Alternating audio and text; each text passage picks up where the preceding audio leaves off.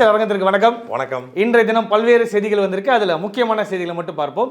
இப்போ நடந்து முடிஞ்சிருக்க இந்த சட்டமன்ற தேர்தலில் வாக்கு எண்ணிக்கைகள்லாம் முடிஞ்சிருச்சு. பல்வேறு தொகுதிகளோட நிலவரங்கள் வர ஆரம்பிச்சிருச்சு.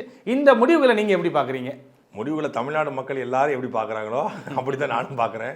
டிவி வழியாக பார்த்துட்டேன், ஃபோன் வழியாக பார்த்தேன், ECI.netல பார்த்தேன், அது வழியாக தான் பார்த்தேன். வேறு எப்படி பார்க்குறேன்னா அப்படி தான் பார்க்க முடியும். அதாவது இந்த தேர்தல் முடிவுகள் ஒன்றும் அதிர்ச்சி ஆச்சரியம் அப்படிலாம் இல்லை. ஆனால் நம்ம வந்து இவ்வளவு என்ன சொல்கிறது, ஒரு 109 தொகுதிகள் மேலே விஜய் வெல்வார் அப்படிங்கிறத நான் கணிக்கல தான். உண்மையிலே விஜய் வந்து ஒரு 20 விழுக்காடு வாக்களை எடுப்பார் அப்படிங்கிறது தான் நான் ஏற்கனவே நம்ம காணொலியிலே சொல்லியிருந்தேன். ஒரு 15லேருந்து 20 விழுக்காடு வாக்களை பெறுவார், 35 விழுக்காடு வாக்களை பெறுவார் அப்படிங்கிறது யாரும் கணிக்காத ஒரு களமாக தான் இருந்துச்சு. ஒரே ஒரு ஊடகம் மட்டும் தான் கணிச்சாங்க. ஆமாம், ஆக்சிஸ் மை இந்தியா அப்படிங்கிற அது மட்டும் தான் கணிச்சு, அவங்க மட்டும் தான் கணிச்சிருந்தாங்க. இங்கே IPS ரவி அவர்கள் வந்து 141 தொகுதியில் விஜய் வந்து பெறுவார் அப்படின்னு சொல்லியிருந்தாங்க. மற்றபடி யாருமே கணிக்க முடியல. ஏன்னா கணிப்பதற்கான சூழலோ எதுவும் இல்லை. நம்ம வாக்கு செலுத்திய ஒரு தொகுதியில் 2 லட்சம் பேட்டி நம்ம கேட்க முடியாது. களத்துக்கு போகும்போது களத்துக்கு விஜய் வரலை, பத்திரிகையாளர்களை சந்திக்கலை,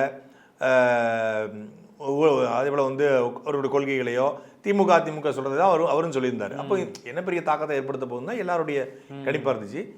இவ்வளவு பெரிய வாக்குகள் ஒரே தேர்தலில் 1.5 கோடி வாக்குகள் அப்படிங்கிறது வந்து அது உண்மையிலே அபரிதமான வாக்குகள் தான். அதில் வந்து குறைச்சி மதிப்பிடுறதுக்கோ மாற்று கருத்தோ எதுவுமே கிடையாது. முதல் தேர்தலில் 2 ஆண்டுகளில் 1.5 கோடி வாக்குகள் என்பது அது அபரிதமான பெருவாரியான வாக்குகள் தான். தமிழ்நாடு கூடி 4,88,00,000 வாக்காளர்களில் 1.5 கோடி. அப்போ நீங்கள் அதுக்கு ஆப்போசிட்டில் பார்த்தீங்கன்னா 3,30,00,000 பேர் அந்த பக்கம் நிற்கிறாங்க. இங்கே 1,50,00,000 வச்சுக்கோங்களேன், 1,60 கூட அது வரலாம்னு வச்சுக்கோங்க. இதெல்லாம் நடந்து முடிஞ்சிருச்சு. ஆனால் இப்போ எனக்கு தெரிஞ்சு விஜய் பெரும்பான்மை கிடைச்சிக்கணும். நம்ம விஜய் வந்து வெல்லக்கூடாத ஒரு கொள்கை இல்லை, கோட்பாடு இல்லைங்களாம் தாண்டி வந்துட்டாரு மேலே. ஒன்று வென்றா தனிப்பெரும்பான்மையோடு வென்றுக்கணும். தனிப்பெரும்பான்மையோடு ஒரு வென்றிருந்தா எந்த கட்சியாக இருந்தாலும் தனிப்பெரும்பான்மை விழும்போது அவங்க நினைக்கிறதையாவது சுதந்திரமாக செய்ய முடியும். ஆமாம். இப்போ தனிப்பெரும்பான்மை இல்லாமல் போனதுனால என்ன நடக்கும் அப்படின்னா, திமுக கூட்டணிகளையோ அதிமுக கூட்டணிகளையோ இருக்கக்கூடிய கூட்டணிகளே வாங்கலாம். இங்கே வந்து கட்சி வேட்பாளர்களை வந்து விலை கொடுத்து வாங்குறதுக்கு விலை கொடுத்துக்கோ இல்லை வந்து காம்ப்ரமைஸ் பண்ணியோ பேச்சுவார்த்தை நடத்தியோ வாங்க முயற்சி பண்ணணும்னு வச்சுக்கோங்க. அதிமுக காரங்க போகிறதுக்கான வாய்ப்பு ரொம்ப குறைவு, திமுக காரங்களும் போகிறதுக்கான வாய்ப்பு ரொம்ப குறைவு. ஆனால் திமுக கூட்டணியில் இருக்கக்கூடிய காங்கிரஸ், கம்யூனிஸ்ட்டு, அப்புறம் வந்து விசிகா, அங்கே பாட்டாளி மக்கள் கட்சி, இங்கே தேமுதிக, இந்த மாதிரி கூட்டணி கட்சிகளை தான் இழுக்க முடியும். அவருக்கு இப்போ காங்கிரஸில் ஒரு 5 சீட் வச்சுருக்காங்க, பாட்டாளி மக்கள் கட்சி ஒரு 4 சீட் வச்சுருக்காங்க. இப்போ விஜய்க்கு வந்து ஒரு 11 சீட்டு தான் தேவைப்படுது. 10 தேவைப்படுது. 108 வந்திருக்காப்புல. 108ல் ஏதோ ஒரு குறியீடுன்னு நினைக்கிறேன். 108ங்கிறது 108 இருக்குது. ஆமாம், 108ங்கிறது என்ன குறியீடுன்னு தெரியல. 108 வந்திருக்காப்புல. ஒரு 10 தேவைப்படுது. இப்போ இந்த 10 வந்து காங்கிரஸ் கிட்டையும் பாட்டாளி மக்கள் கட்சியும் இருக்குது. இப்போ இந்த 10 ஒரு திமுகலேருந்து காங்கிரஸையும் அதிமுகலேருந்து பாட்டாளி மக்கள் கட்சியும் பேச்சுவார்த்தை நடத்துகிறாங்களாம். கம்யூனிஸ்ட் கூட மதுரை பார்லமெண்ட் உறுப்பினர் சு வெங்கடேசன் மூலியமாக பேச்சுவார்த்தை நடப்பதாக செய்திகள் வருது.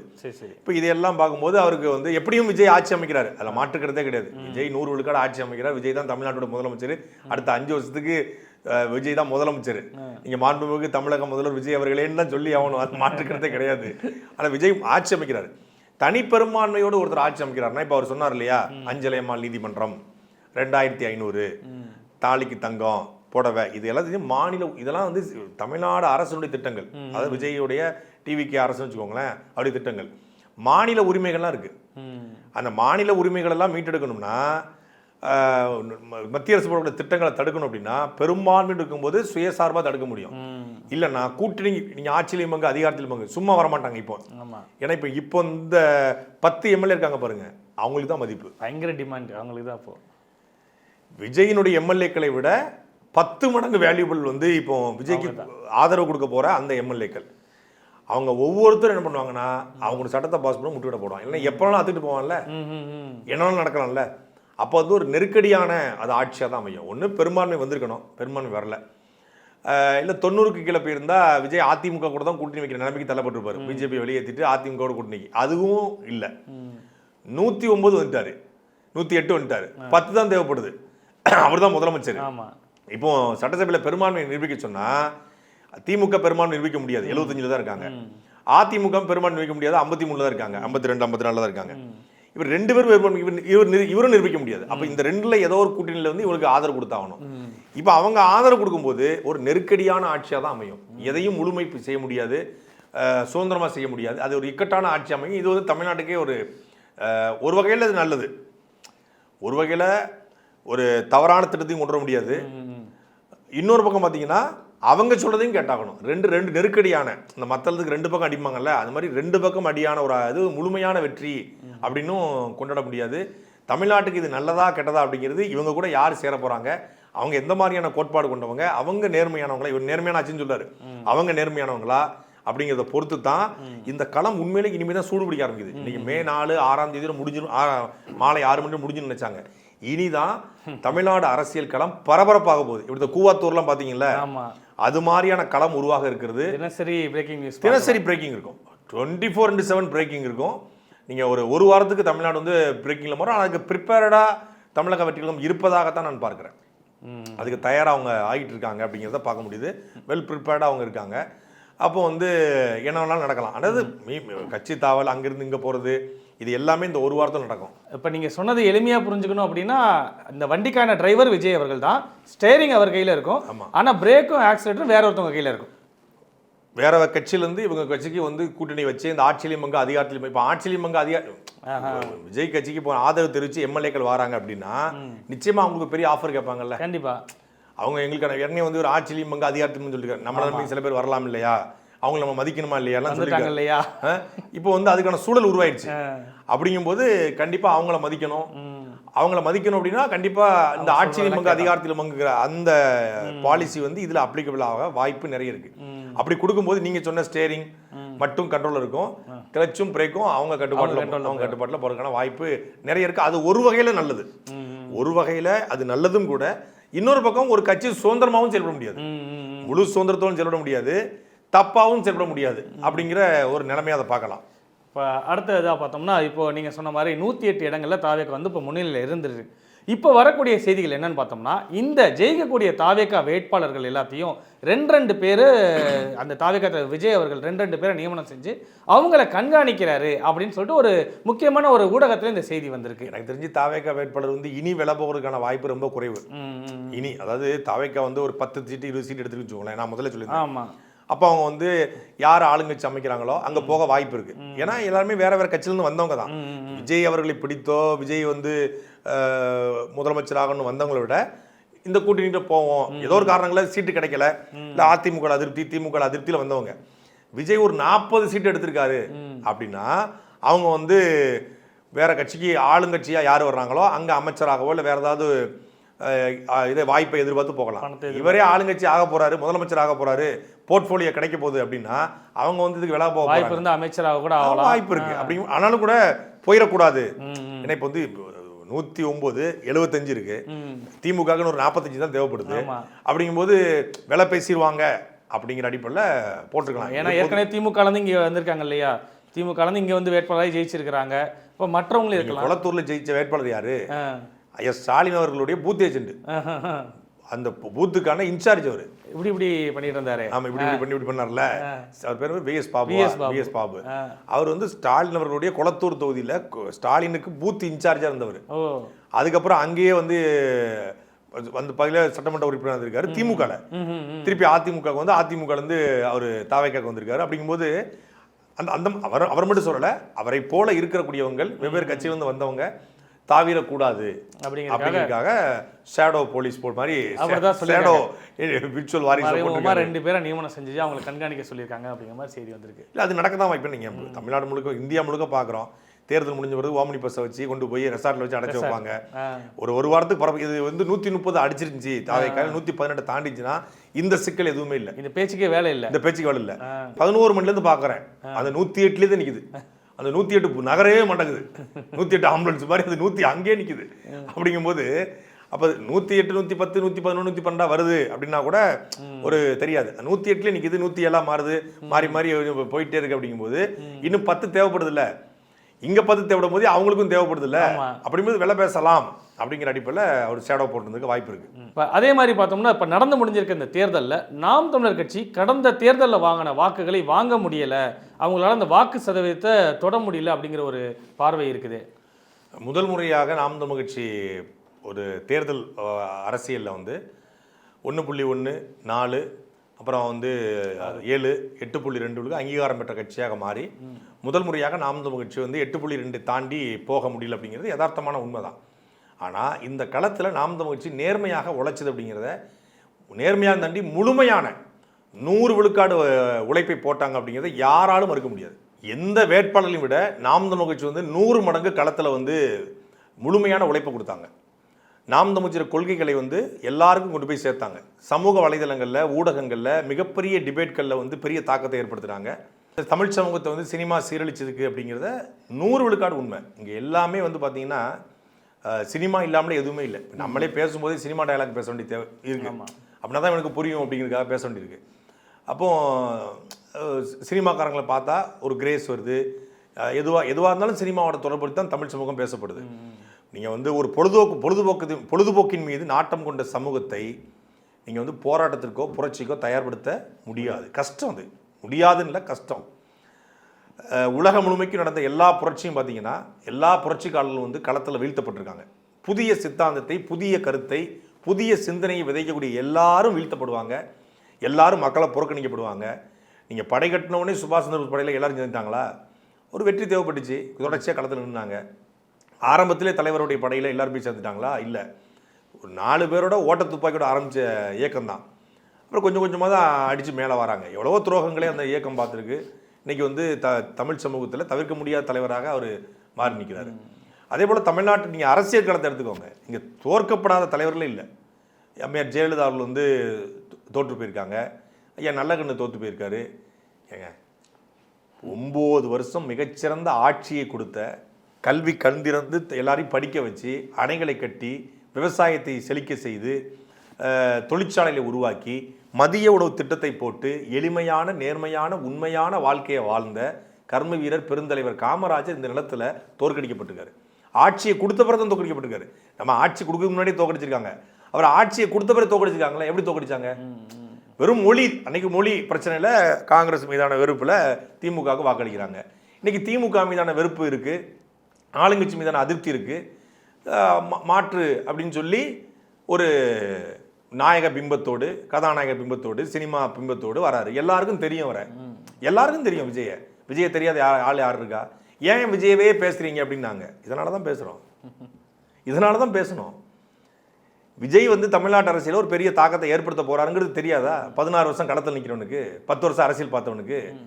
விக்கிரவாண்டி கூட்டத்தில் விஜய் கூட்டம் யாருக்கும் தெரியாதா? கூடிச்சில் பெரிய கூட்டம். அது தப்பாக இருக்குன்னு உள்ளே விற்கிற வாட்டர் பாட்டை 20 ரூபாய்க்கு வாங்கிட்டு வெளியே 80 ரூபாய்க்கு விற்றான்.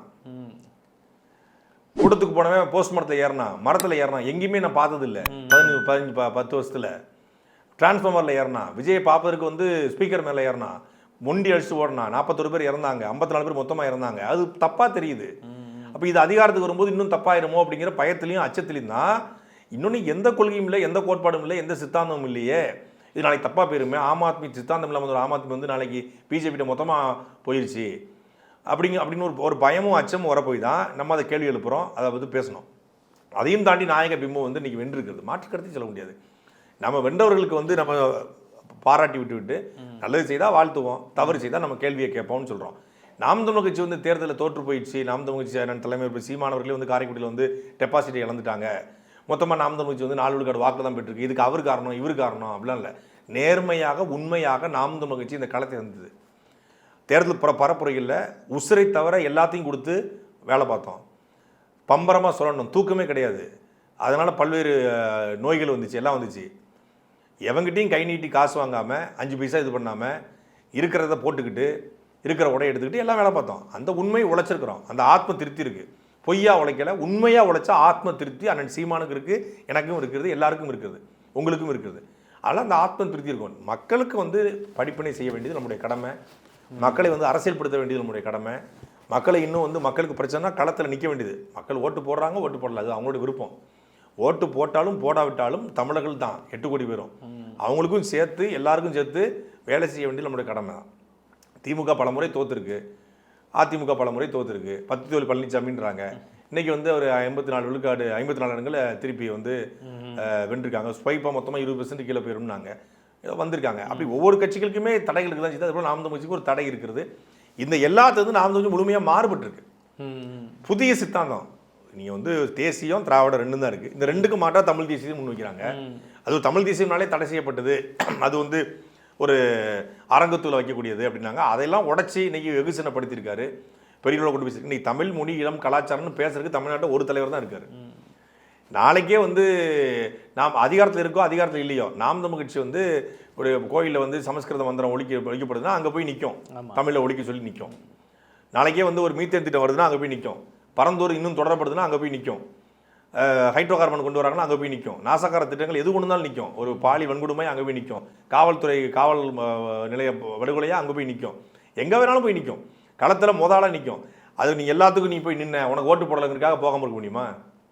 நம்ம வந்து உயிராக நேசிக்கிறோம், அவங்க திருப்பி நேசிக்கலைங்கிறதுக்காக நம்ம நேசிப்பு பொய்யாயிடுதுல்ல. இப்போ நம்ம உங்களை ஒருத்தங்களை ரொம்ப நேசிக்கிறோம், விரும்புகிறோம், அவங்க மேலே ரொம்ப அன்பு வச்சுருக்கிறோம், பற்று வச்சுக்கிறோம். அவங்க அது மாதிரி அவங்க விரும்பலை, இல்லை அவங்க பற்று வைக்கலை, நம்மளுடைய நேசத்தை அன்பை வந்து அவங்க வந்து புரிந்து கொள்ளலை, நம்மளை உதாசீனப்படுத்துகிறாங்க அப்படின்னா, நீ என்னை உதாசீனப்படுத்துறீங்களா, அவங்க மூஞ்சில் ஆசிட் வீசினா அது எப்படி தப்பா, எப்படி இதாக இருக்க முடியும்? இன்னும் கொஞ்சம் தான் அன்பு அதிகம், இன்னும் அன்பு அதிகரிக்கணும். அப்போ உங்களுக்கு நேசிக்க வைக்கணும். இப்போ நீங்கள் வந்து மக்களை எப்படி ஈர்க்க வைக்கிறீங்களோ அதே போல் நேசிக்க வைக்கணும். இப்போ விஜய் அவர் ஒரு 33 வருடங்களாக 69 படங்களில் நடித்து அந்த நடிப்பையே இன்வெஸ்ட்மெண்ட்டாக பண்ணி கேரியனுடைய உச்சத்தை உதறிட்டு வந்திருக்கேன்னு சொல்லி மக்கள்கிட்ட சொல்லி உங்களை ஏமாற்ற மாட்டேன் அப்படின்னு சொல்லி திமுக அதிமுக சொன்னதை நாம் தமிழர்லாம் இருந்து எல்லாத்தையும் எடுத்து போட்டு ஒன்று பண்ணியிருக்காரு. அது அந்த மேஜிக் வந்து ஒர்க் அவுட் ஆயிடுச்சு. நாம் தமிழ்ச்சி அது போல் டான்ஸ் ஆடியோ பாட்டு பாடியோ ஃபைட் பண்ணியோ சீமான் வரலை, திரையிலேருந்து வரலை, பெரிய வந்து சினிமா பின்புலமும் இல்லை, பெரிய அறியப்பட்ட பக்கா மாஸ் ஹீரோவும் அவர் இல்லை. அவர் வெறும் தத்துவம், கொள்கை, கோட்பாடு, தமிழ் இனம், மொழின்னு வச்சிருக்காரு. இந்த அரசியல் தேவை இருக்கா தேவையில்லையா? இது தமிழ்நாட்டுக்கு தேவை இருக்குது. தமிழ் தேசியம் காலத்தின் தேவை, கட்டாயம். புரியுதா உங்களுக்கு? அதுக்கான தேவை எப்போதும் இருந்து கொண்டே இருக்கிறது. அது இன்னும் பல மடங்கு வீரியத்தோடு வளரும். ஒரு ஸ்டெப் இறங்குறதுனாலே அடுத்த ஸ்டெப் போக மாட்டான். ஒரு ஓட்டப்பந்தயத்தில் விழுந்துட்டாங்கிறதுக்காகவே நான் அஜித்குமாரே ரோல் மாடல் வச்சுக்கிறேன். எத்தனையோ ரேஸில் டப்பு டப்புன்னு கார் மோதுது. உடம்புல அறுவை சிகிச்சை பண்ணாது, 54 ஆப்ரேஷன் பண்ணியிருக்காரு. கார் கொண்டு போய் கர்ப்பம்பூச்சை கவுத்து போட்ட மாதிரி காரை கவுந்து கிடக்கும். திரும்பி பைக்லேருந்து கீழே விழுறாப்புல. ஆனாலும் திருப்பி போய் இப்போ பெல்ஜியத்தில் எங்கே போய் 2ஆம் பரிசு வாங்கிட்டு வந்திருக்காரு. அது மாதிரி எத்தனையோ கிரிக்கெட் வீரர்கள் எடுத்துக்கலாம், ஓட்டப்பந்தய வீரர்கள் எடுத்துக்கலாம். முதல் இதிலே வந்து குற்றாலீஸ்வரன் இலங்கைக்கு போயிட்டானா? இல்லையே, கொஞ்சம் கொஞ்சமாக தானே போனார். அதுபோல் தோல்வி என்பது வந்து நமக்கான ஒரு படிப்பினை, ஒரு பாடம், நம்ம கற்றுக்கொடுக்கணும் வாய்ப்பு. 10th ஃபெயிலாக போனவன், +2 ஃபெயிலாக போனவங்க கூட வந்து நீங்கள் வந்து ட்விட்டரில் போய் எழுதுக்கான வாய்ப்பு இருக்குது, மறுதேர்வு எழுத வாய்ப்பு இருக்கிறது, கல்லூரியில் தோற்று போயினா அரியர் எழுத வாய்ப்பு இருக்கிறது. தேர்தல் களத்தில், அரசியல் களத்தில் தேர்தல் என்பது ஒரு வகையான ஒரு படிநிலை.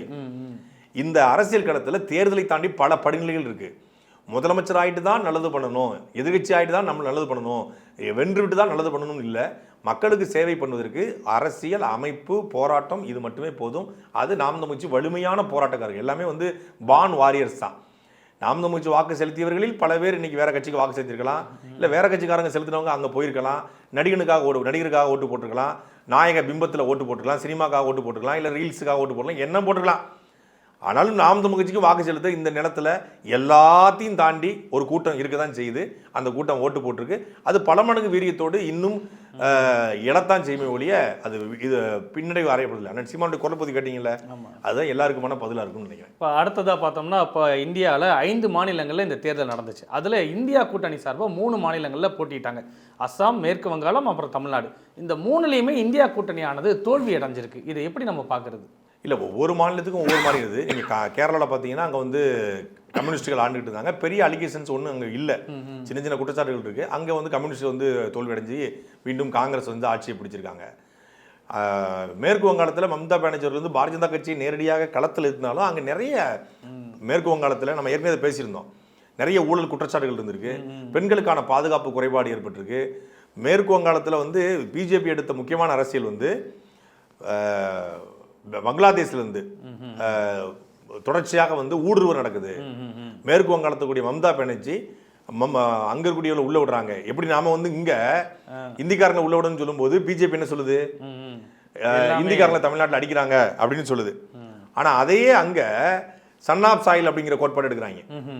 மண்ணின் அந்த நிலம் எங்களுக்கு தான், இங்க தமிழ்நாட்டை தமிழர் ஆளுன்னு சொன்னா அவன் விமர்சனம் பண்றான்.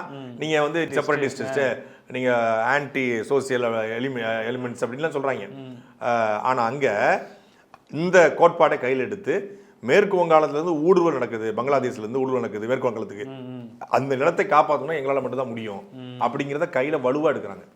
அதனால தான் பிஜேபி 200 தொகுதியில் வெற்றி பெற்றிருக்காங்க. அது பெரிய ஆச்சரியம் தான். வெறும் 13-15 இடங்களில் வெற்றி பெற்ற பாரதிய ஜனதா கட்சி கம்யூனிஸ்ட் இருந்த மேற்கு வங்காளம், நீங்கள் நேர் எதிர் கோட்பாடு, இடதுசாரி வலதுசாரி, கம்யூனிஸ்டுகள் ஆண்ட மேற்கு வங்காளம் மம்தா பானர்ஜி கையில் போய் மீண்டும் அதற்கு எதிர் சித்தாந்தமாக இருக்கக்கூடிய பாரதிய ஜனதா கட்சி கையில் போயிருக்கு. பாரதிய ஜனதா கட்சி தொடர்ச்சியாக தோத்துக்கிட்டு இருந்தாங்க. அப்போ அவங்க அந்த இதை கையில் எடுத்து பிஜேபி இவங்க உள்ளே இருந்தாங்கன்னா மேற்கு வங்காளமே வந்து அந்த நிலைமை நம்ம கையை விட்டு போயிடும் அப்படிங்கிறத கையில் எடுத்து அந்த அதிகாரத்தை அவங்க பிடிச்சிருக்காங்க. அஸ்ஸாம்லேயும் அந்த வந்து பாஜக அடிச்சிருக்குது. பாஜக வந்து கிட்டத்தட்ட இப்போ நீங்கள் இங்கேயும் கிட்டத்தட்ட பாஜகவோட கைப்பிடி வந்து உள்ள வருமோ அப்படிங்கிற அச்சம் இருக்குது. போக போக தான் நம்ம பார்க்கணும். அது போக போக தான் தெரியும். பாஜகவுடைய கொடைக்குள்ள தமிழ்நாடு வந்து விடுமோ அப்படிங்கிற அச்சம் ஒவ்வொருத்தருக்கும் உருவாகிருக்கிறது. அது அடுத்தடுத்து தாவேக்கா எடுத்து வைக்க போறிய அடிகள் இருந்து தான் ஸ்டெப்ல இருந்து தான் தெரிய வரும். ஏன்னா அவர் செப்டம்பர் 27க்கு பிறகு பாஜகவை நேரடியாக எதிர்ப்பதை விட்டார்.